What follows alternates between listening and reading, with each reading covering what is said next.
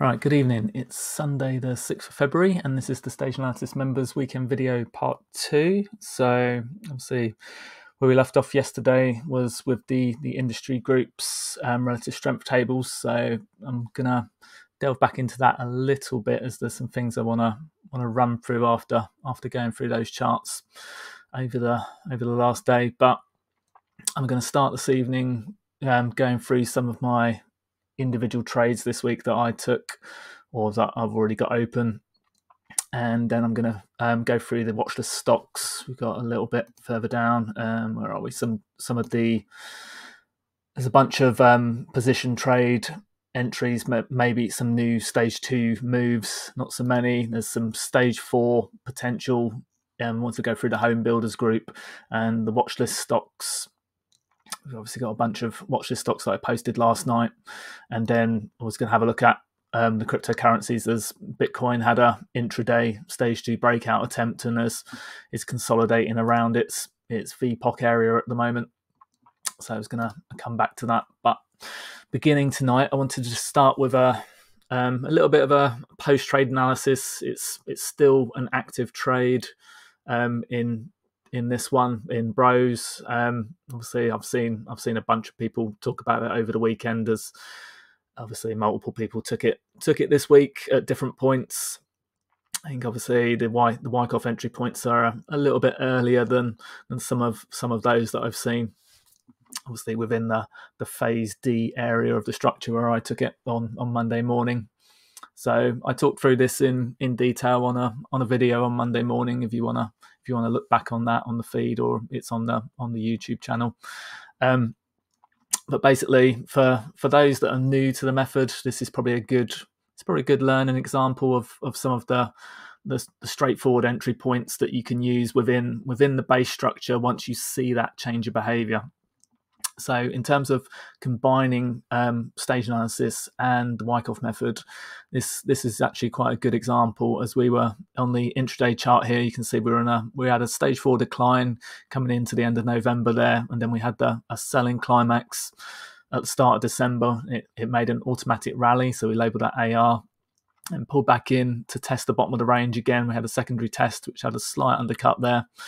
So a little bit of a sign of weakness, the fact that the secondary test came all the way back in, and then it rallied back up. We had this up thrust, which immediately failed. You can see the up thrust was on very low volume. It was pretty much average intraday volume in there. So not much going on as it rallied out.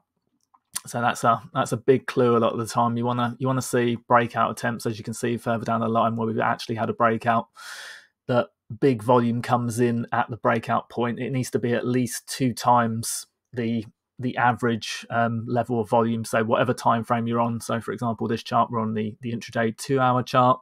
Whatever time frame you're on, you want to see it stand out from the rest of the volume. So if you're getting a breakout at this like this up here with an up thrust and it starts to reverse back down through the line, that's actually a short entry point using the Wyckoff method. As you can trade the range with Wyckoff, it's very, very useful for that, in terms of once you know what the structure is that you're looking for. So with a typical Wyckoff structure, so if you go to the stock charts and look, they've got a whole page that details the different schematics, distribution schematics, the accumulation schematics. It's really useful.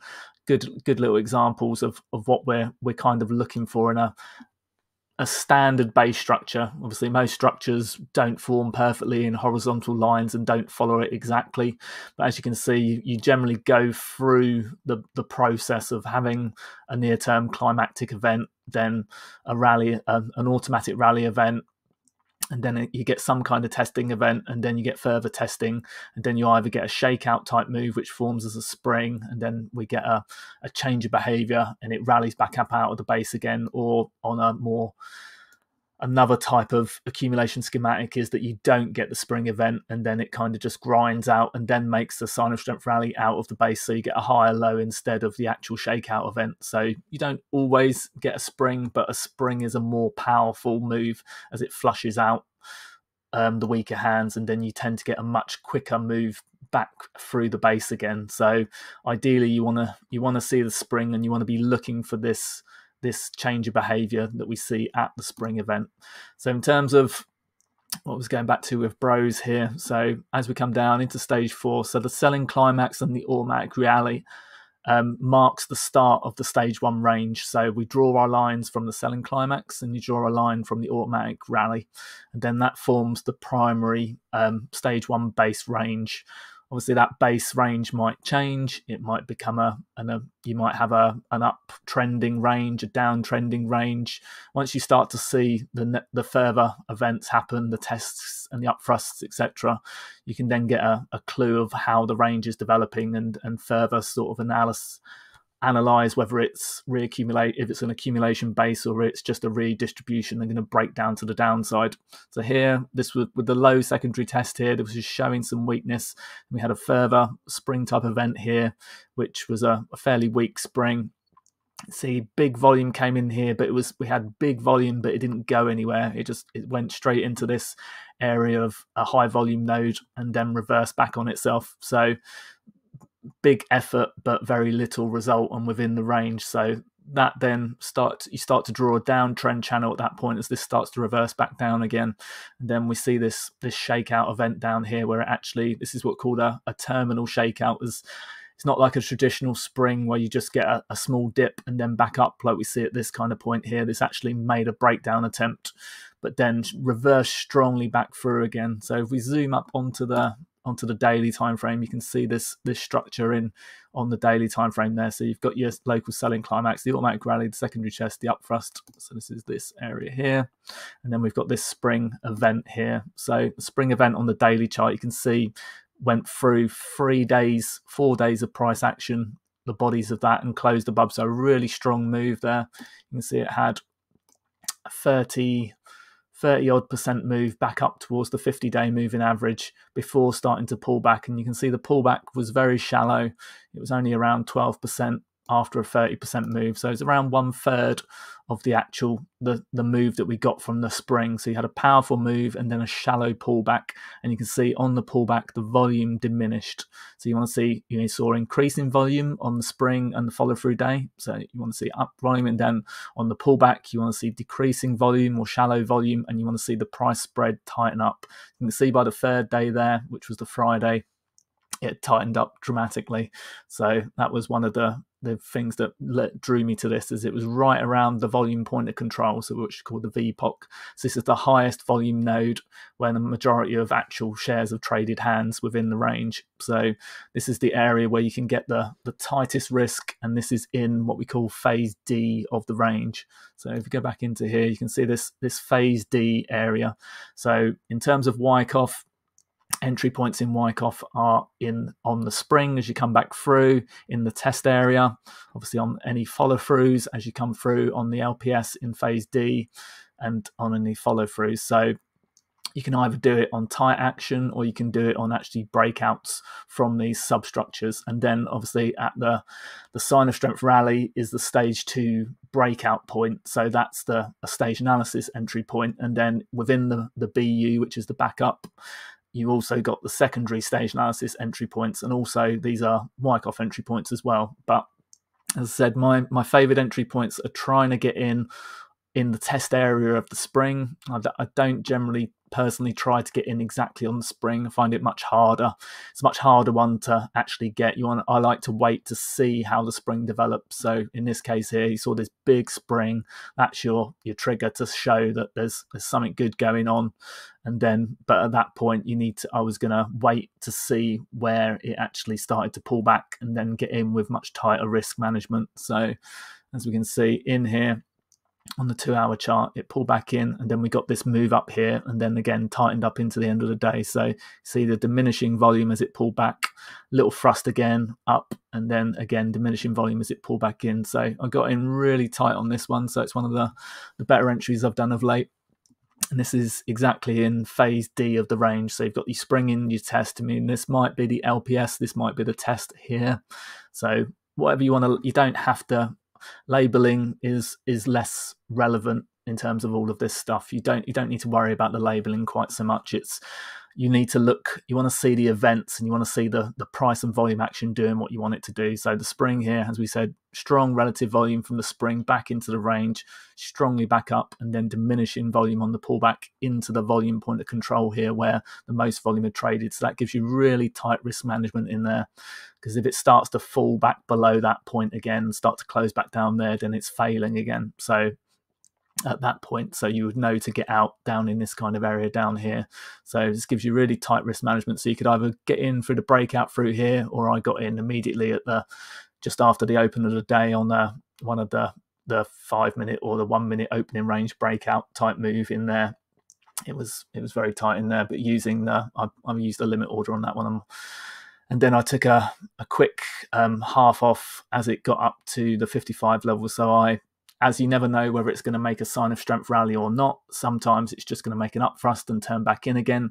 So I put a sell order at the top of the range to take half off at that point, as it was around 55, I think I put it on at, so which was around 14% or so. So, and then took half off and then let the rest develop. And you can see we've had this sign of strength rally and then the backup. And with the backup, you want to see the backup range form above the top of the prior base. You don't want it to dip back into the range very much at all. You might get the odd down thrust into the range a little bit like we've seen here, but you want to see the bulk of the price action form above the previous range structure in order to validate that it's potentially a backup and not an up thrust and then last point of supply and then rolling over.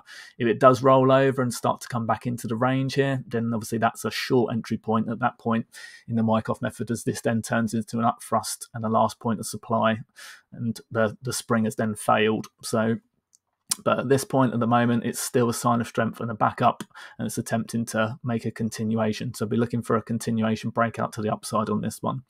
So I think overall at the moment it's up about 20%, but which obviously by taking half off there, I think I'm up about 17% overall.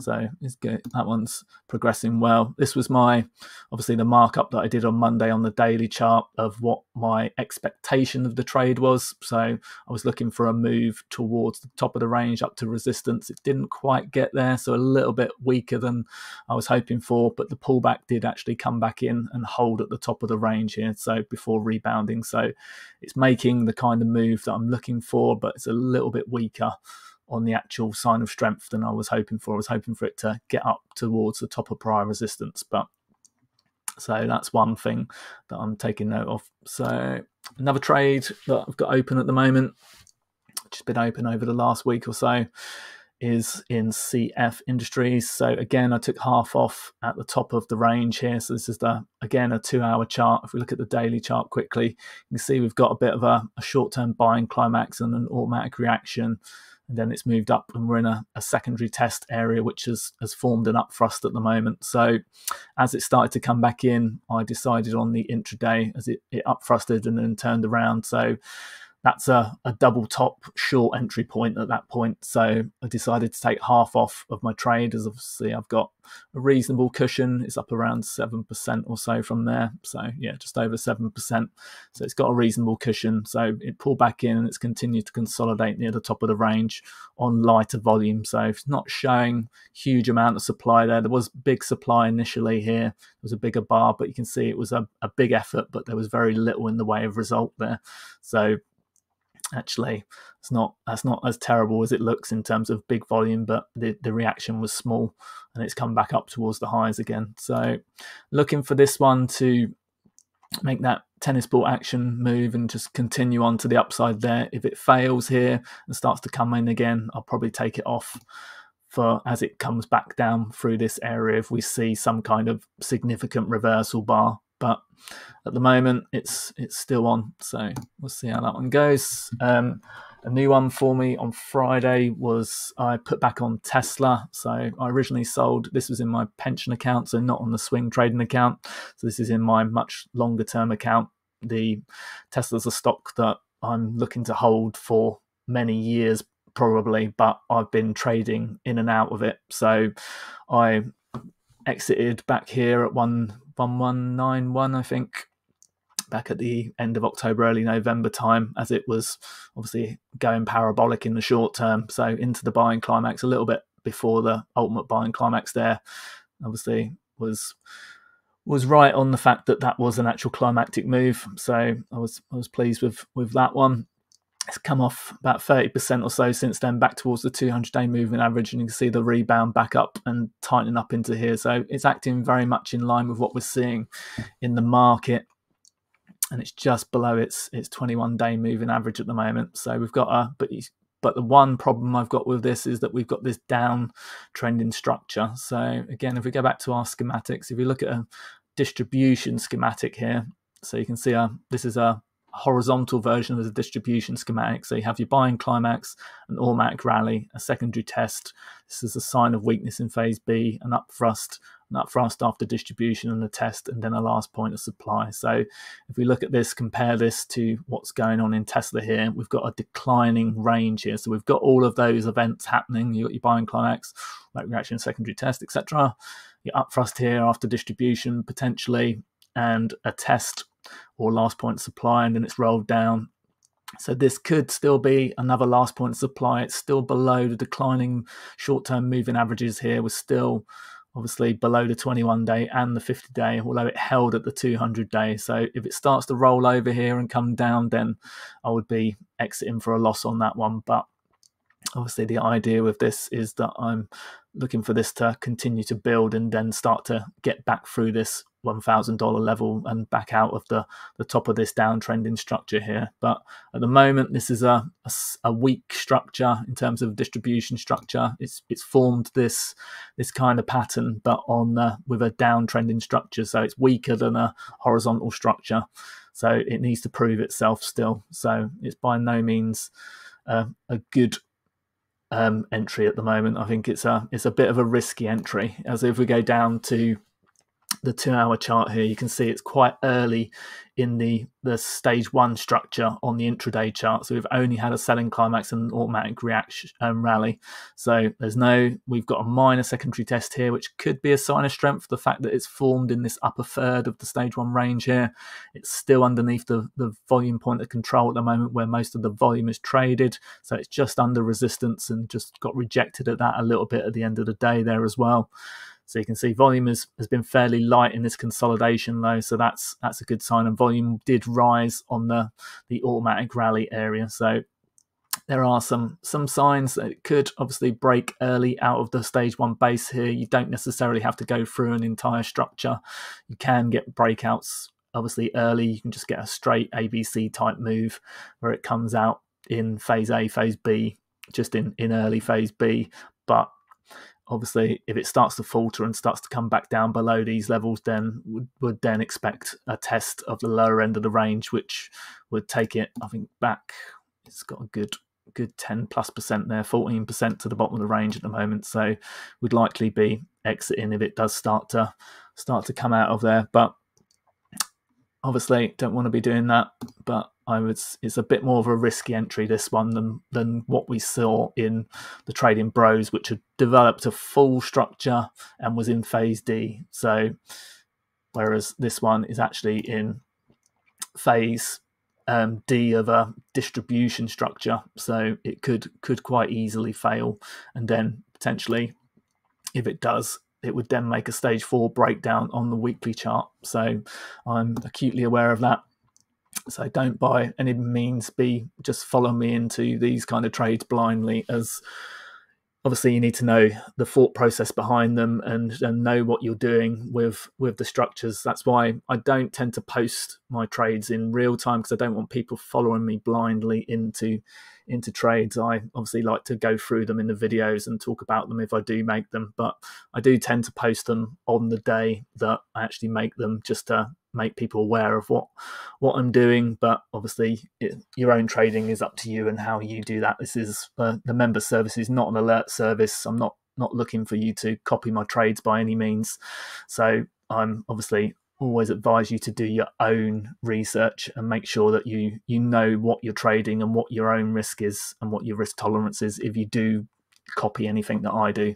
So as obviously I have different reasoning behind different types of trades that I take. This is a much longer term trade versus the Trading Bros, which was only a swing trade. So they've got very, very different criteria for what I'm looking for in each. So yeah, just be aware of that if you do try and copy anything that